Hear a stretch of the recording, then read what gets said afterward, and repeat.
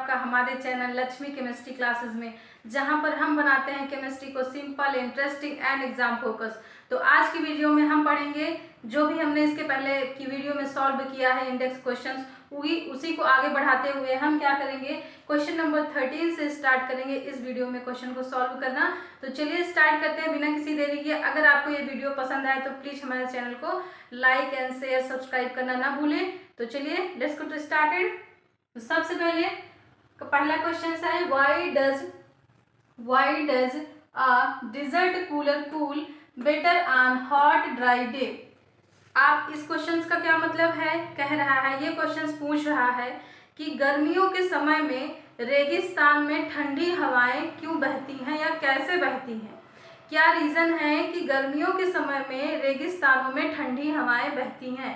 इसका कारण क्या है, देखिए इसका कारण सिंपल सा है, सबसे एक छोटा सा आंसर है क्वेश्चन नंबर 13 का, इवेपोरेशन।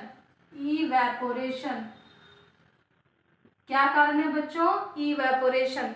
आइए समझते हैं कि इवेपोरेशन कैसे वर्क करता है और वहां की हवाएं कैसे कूल होती हैं कंपेरिजन टू ठंडियों में। तो गर्मियों में वहां की हवाएं बिल्कुल ठंडी चलती, गर्मियों में वहां हवाएं बिल्कुल ठंडी चलती हैं। क्या रीजन है, देखिए रेगिस्तान में मोस्टली आप क्या होते हैं, रेत होते हैं, ठीक है। अब देखिए जो गर्मी है, जो वहां पे ड्राई एयर बहती है, जब भी ड्राई एयर बहेगी तो क्या होगा, इवेपोरेशन होगा। इवेपोरेशन की रेट क्या होगी, इंक्रीज हो जाएगी। इवेपोरेशन को हमने बताया हुआ है कि जब कोई लिक्विड से गैस में कन्वर्ट होता है विदाउट चेंजिंग एनी टेम्परेचर, तो हम क्या करेंगे, below on the boiling point. जब कोई liquid below on the boiling point convert हो जाता है गैस में तो उसको हम बोलते हैं इवेपोरेशन, ठीक है। तो इवेपोरेशन में क्या होगा, जैसे ही टेम्परेचर इन्वायरमेंट का इंक्रीज होगा और हवाओं की स्पीड बढ़ जाएगी तो इवेपोरेशन की रेट बढ़ जाएगी। आप समझिए जो हमारे इन्वायरमेंट में प्रेजेंट गर्मी है, सूरज की रोशनी आ रही है तो इन्वायरमेंट हमारा क्या हो रहा है, गर्म हो रहा है, बहुत तेजी से इवेपोरेशन स्टार्ट होगा। इवेपोरेशन की रेट क्या होगी, इंक्रीज हो जाएगी। जैसे ही इवेपोरेशन की स्पीड इंक्रीज होगी, क्या होगा, वो अपने साथ इन्वायरमेंट में प्रेजेंट हीट को भी लेके उड़ जाएगा, लेके बाहर चला जाएगा। यही रीजन है, फिर से इसको समझिए कि जब इवेपोरेशन होता है तो वाटर के मॉलिक्यूल गैस में कन्वर्ट हो रहे हैं। जब वाटर के मॉलिक्यूल गैस में कन्वर्ट हो रहे हैं तो इस वाटर के मॉलिक्यूल को गैस में कन्वर्ट करते हैं जब, तो वो गैस में कन्वर्ट कैसे होता है, वो यही हीट एनर्जी को लेके कन्वर्ट होता है। अब भाई वाटर गैस में कैसे कन्वर्ट होता है, उसको हीट करते हैं।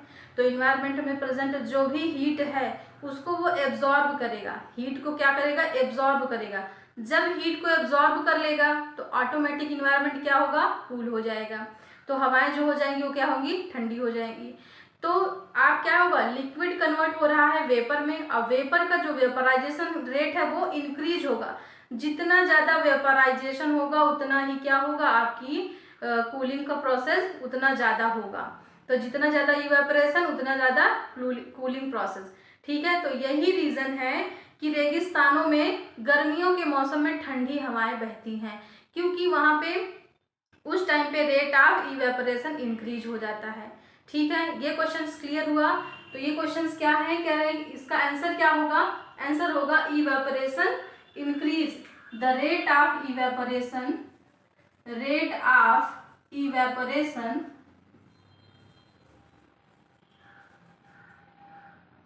इवेपोरेशन इंक्रीज, ठीक है। इवेपोरेशन की रेट इंक्रीज होने की वजह से क्या होते हैं, रेगिस्तानों में गर्मी के मौसम में ठंडी हवाएं बहती हैं, ठीक है। अब देखिए ये हो गया, आंसर मिल गया, सबको समझ में आया।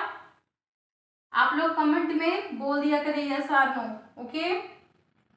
अगला क्वेश्चन है क्वेश्चन नंबर 14। क्वेश्चन नंबर 14 क्या पूछ रहा है, देखिए आप लोग, क्वेश्चन नंबर 14 पूछ रहा है, why does our palm feel cold when we put some acetone और पेट्रोल और परफ्यूम। जब भी आप लोग परफ्यूम सब लोग लगाते हो, ठीक है, सारे के सारे लोग परफ्यूम लगाते हो, चाहे वो बच्चे हो, आजकल के तो बच्चे भी परफ्यूम लगा के स्कूल आते हैं। तो मोस्टली आपको महसूस हुआ होगा जब भी आप कभी परफ्यूम स्प्रे करते हो तो क्या होता है, आपके हाथ में कूलनेस फील होती है, आपके हाथ में क्या होगा, कूलनेस फील होगा। ऐसा क्या रीज़न है, क्या रीज़न है कि आपको वो कूलिंग लगता है। आप कभी अपने हाथ में ये पेट्रोल लीजिए तब भी आपको कूलिंग लगेगा, कभी आप अपने हाथ में ये एसीटोन लीजिए वो भी आपको कूलिंग महसूस कराएगा, अल्कोहल भी आपको कूलिंग महसूस कराएगा। ये क्या रीज़न है कि भाई ये सब कुछ हमें ठंडे लगते हैं। नेल पॉलिश बहुत सारे लोग यूज़ करते हैं, जो गर्ल्स होती हैं वो कभी लगाएंगी नेल पॉलिश तो वो कूलिंग फील होता है, क्योंकि नेल पॉलिश में क्या होता है, एसीटोन। नेल पॉलिश में क्या होता है एसीटोन। एसीटोन की वजह से जो होता है वो नेल पॉलिश क्या होता है, कूलिंग फील करता है। अब देखिए इसका रीजन क्या है, इसका रीजन यही है, इसका भी आंसर क्या होगा, इवेपोरेशन। इवेपोरेशन, इवेपोरेशन होगा। अब देखिए इसका जो बॉइलिंग पॉइंट होता है वो क्या होता है, low. Boiling point are low, this reason boiling point are low, for this reason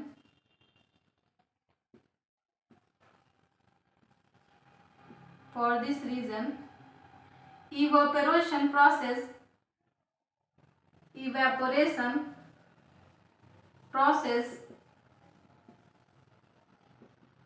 will increase।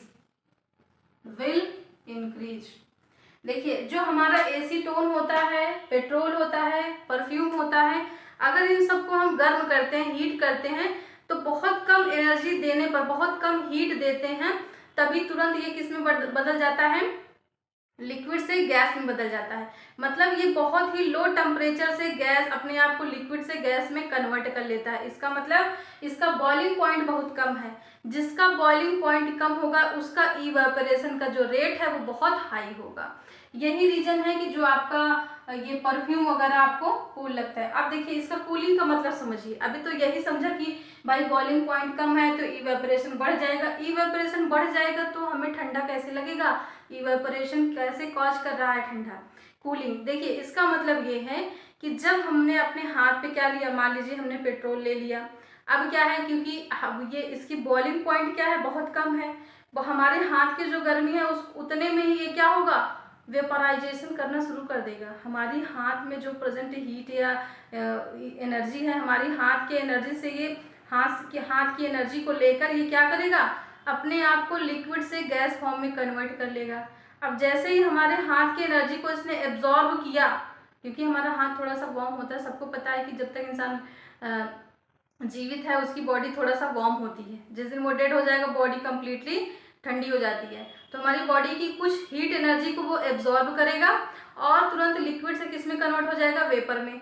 तो उसने जिस एनर्जी को एब्जॉर्ब किया वो क्या हो गई, हमारी हीट एनर्जी को एब्जॉर्ब जैसे ही किया तो हमारी बॉडी या हमारी हथेली क्या कूलनेस महसूस करने लग जाती है। ठीक है, यही रीज़न है कि जब भी अपने हाथ में पेट्रोल या ये एसीटोन या परफ्यूम रखते हैं तो हमें ठंडा क्यों लगता है, क्योंकि वो हमारे बॉडी से तुरंत हीट एनर्जी को एब्जॉर्ब कर लेता है और करके किस में कन्वर्ट हो जाता है, वेपर में कन्वर्ट हो जाता है। यही रीज़न है कि जब हम अपने हाथों में पेट्रोल वगैरह ये सब लेते हैं तो हमें कोल्डनेस लगता है। अगला क्वेश्चन क्या है, कह रहे हैं कि अब देखिए अगला क्वेश्चन क्या पूछ रहा है, क्वेश्चन नंबर 15 पूछ रहा है, how does the water kept in an earthen pot become cool during summer. कह रहे हैं जब भी हम अपना अर्थन पॉट मतलब मटका, मिट्टी का मटका सबको पता है, तो मिट्टी के मटके में हम लोग देखिए बहुत बार, पहले के लोग, अब तो लोग फ्रिज का पानी यूज़ करते हैं, तो पहले के लोग फ्रिज का पानी नहीं पीते थे तो मटके का पानी पीते थे। तो वो गर्मियों में पानी को मटके में स्टोर किया करते थे और उसका पानी पीते थे। ठीक है, तो आप लोगों ने यह भी सुना होगा कि कुएं का पानी ज़्यादा ठंडा होता है कंपेयर टू नल का पानी। ऐसा क्यों होता है, देखिए इन सब का कारण मैं बताती हूँ आपको। इसका रीज़न ये है कि जब हम मटके में पानी को रखते हैं, स्टोर करते हैं, भाई मटका टेढ़ा मेढ़ा बन रहा है, मटके में जब भी हम पानी स्टोर करते हैं, आप सबको पता है मटका किसका बना होता है, सैंड का बना होता है। मटका किसका बना होता है, सैंड का। तो जो सैंड होते हैं उसके बीच में क्या होते हैं, स्पेस होती है। इस मटके में छोटे छोटे पोर्स होते हैं। आप कभी देखिएगा, आप इसको महसूस करेंगे कि जब भी आप मटके में पानी डालते हैं तो पहले वो मटका का जो सरफेस है, जो उसका सरफेस है, वो क्या करेगा, पानी को एब्जॉर्ब करने लग जाता है। पानी को क्या करता है, एब्जॉर्ब करता है। इसका मतलब क्या है, कुछ तो वहाँ पे स्पेस है, कुछ तो पोर है जहाँ पे वो सोख ले रहा है पानी को। तो जो मटका होता है ना, इसका जो सरफेस होता है, इसमें बहुत सारे छोटे छोटे छोटे छोटे पोर होते हैं। जो पोर होते हैं, इसी पोर के हेल्प से क्या होता है, इवेपोरेशन स्टार्ट हो जाता है। पोर के हेल्प से क्या होगा, इवेपोरेशन स्टार्ट हो जाता है। और हमने फिर आपको बताया कि जैसे ही इवेपोरेशन स्टार्ट होगा तो इवेपोरेशन काज कूलिंग प्रोसेस, काज कूलिंग प्रोसेस, जहां भी इवेपोरेशन होगा वहां पर कूलिंग प्रोसेस जरूर होगा। ठीक है, तो क्योंकि जो हमारा मटका होता है वो मिट्टी का बना होता है, मिट्टी के बर्तनों में छोटे छोटे पोर्स होते हैं जहां से क्या होता है, लिक्विड बाहर वेपर के फॉर्म में निकल जाता है। तो जो भी वाटर की जो हमारी हीट फॉर्म में एनर्जी है वाटर की, वो क्या होगी, एनर्जी लेकर बाहर चला जाता है और अंदर केवल कूलिंग बचता है। ठीक है, अंदर केवल कूल वाटर बचता है। तो यही रीजन है कि जो छोटे छोटे पोर हैं वो इवेपोरेशन काज करते हैं और इवेपोरेशन से ही हमारे पानी को ठंडा किया जाता है। ठीक है, ये क्लियर हुआ, ये क्वेश्चन नंबर 15 क्लियर हो गया सबको? लिख दीजिए यस और नो कमेंट में। ओके, चलिए क्वेश्चन नंबर नेक्स्ट है 17, sorry question number 16। Question number 16 क्या है, why are the able to sip hot tea or milk faster from a saucer rather than cup. देखिए इस क्वेश्चन में पूछ रहा है कि जो हमारा दूध या चाय जो भी आप लोग पीते हो, कितने लोग दूध को ग्लास में पीते हो, कितने लोग कटोरी में पीते हो, ये चीज कमेंट में जरूर बताइएगा। किसको ग्लास में पीना पसंद है, किसको कप में, किसको प्लेट में, तो बताइएगा। देखिए जितने लोग कप में पीते हैं या जितने लोग प्लेट में पीते हैं, दोनों ही ठीक है, चाहे जिसमें पीजिए आप, लेकिन ज़्यादा आपको दूध हो या चाय हो बहुत गर्म नहीं पीना चाहिए, जो आपके स्टमक के लिए या आपके इंटेस्टाइन के लिए क्या है, हार्मफुल है। ठीक है, वहाँ बर्निंग हो जाती है, इन्फेक्शन हो जाएगा। तो आपको बहुत गर्म चाय या दूध नहीं पीना है, ठंडा करके ही पीना चाहिए। तो देखिए सॉसर मीन्स यहाँ पर लिखा है प्लेट, सॉसर मीन्स क्या होगा, प्लेट। बहुत सारे देखिए आप पुराने लोगों को देखोगे कि कभी वो चाय या दूध को डायरेक्ट ग्लास से नहीं पीते थे, वो हमेशा चाय को एक प्लेट में क्या करते थे, निकालते थे और फिर प्लेट से पीते थे।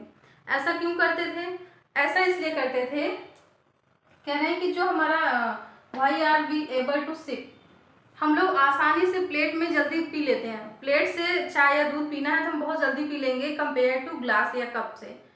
इसका रीजन ये है कि जो प्लेट होता है उसका एरिया क्या होता है, ज़्यादा होता है। किसी भी प्लेट का एरिया ज़्यादा होगा कंपेयर टू ग्लास, ठीक है, इसका एरिया हमारे इतना मिल गया, इसका एरिया बस इतना ही है। तो इसको एरिया ज़्यादा मिलने की वजह से क्या होगा, यहाँ पर इवेपोरेशन फास्ट होगा, यहाँ पर इवेपोरेशन क्या होगा, फास्ट होगा, इवेपोरेशन फास्ट, और यहाँ पे क्या होगा, स्लो होगा। तो इसका एरिया ज़्यादा है, इवेपोरेशन बहुत तेजी से होगा, तो जो हीट एनर्जी है वो किस में कन्वर्ट हो जा रही है, वो वाटर को, वो सॉरी लिक्विड को किस में ले जा रही है, गैस में ले जा रही है। और जितना ज़्यादा इवेपोरेशन होगा उतनी ज़्यादा क्या होगा, कूलिंग इंक्रीज होगा। जितना ज़्यादा इवेपोरेशन उतना ज़्यादा क्या होगा, कूलिंग इंक्रीज होगा। इसका एरिया ज़्यादा है तो इवेपोरेशन ज़्यादा होगा, रेट ऑफ इवेपोरेशन यहाँ पे ज़्यादा होगा, तो यहाँ पे ये जल्दी से क्या होगा, ठंडा हो जाएगा। यहाँ पे जल्दी जल्दी इवेपोरेशन हो रहा है तो यहाँ पे बहुत ही जल्दी ठंडा भी हो जाता है। आपकी चाय या टी जो भी आप पी रहे हो बहुत जल्दी ठंडा हो जाता है। यही रीज़न है कि हम सॉसर में जब पीते हैं तो बहुत ही जल्दी पी लेते हैं, बहुत जल्दी खत्म कर लेते हैं कंपेयर टू कप या ग्लास।